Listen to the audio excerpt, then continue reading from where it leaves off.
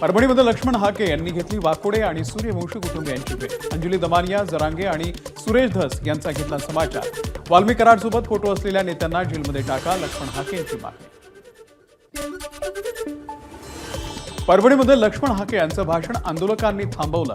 हाके वाल्मी कराडचं समर्थन करत असल्याचा आरोप, तर मी कोणत्याही आरोपीचं समर्थन केलं नाही, लक्ष्मण हाके यांचं स्पष्टीकरण।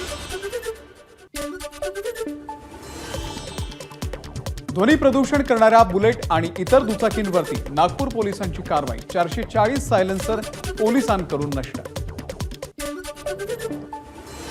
बुलडाणा छत्रपती संभाजीनगर मार्गावरती एका कारमधून 8,83,000 रुपयांच्या बनावट नोटा जप्त। पुण्याचे 2 तरुण पोलिसांच्या ताब्यात। 900 वर्षांची परंपरा असलेली श्री सिद्धरामेश्वरांची यात्रा 12 ते 16 जानेवारीच्या दरम्यान पार पडणार।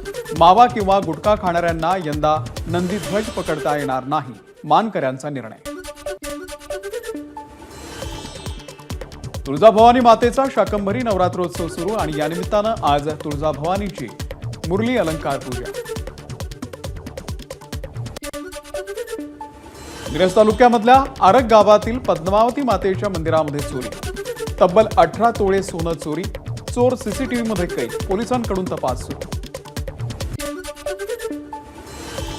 नवी मुंबईच्या खाडी किनारी हजारोंच्या संख्येनं फ्लेमिंगो पक्ष्यांचं आगमन। पाण्यावरती गुलाबी रंगांची सावली। हेनली पासपोर्ट इंडेक्सनुसार सिंगापूरचा पासपोर्ट हा जगातील सर्वात शक्तिशाली पासपोर्ट। हा पासपोर्ट असलेले लोक जगातील 195 देशांमध्ये व्हिसा मोफत प्रवास करू शकतात, तर दुसऱ्या क्रमांकावरती जपानचा पासपोर्ट। या यादीमध्ये भारत 85व्या क्रमांकावर। यंदा कुंभमेळ्यामध्ये स्टीव्ह जॉब्स यांची पत्नी लॉरेन्स पॉवेल जॉब्सही राहणार उपस्थित।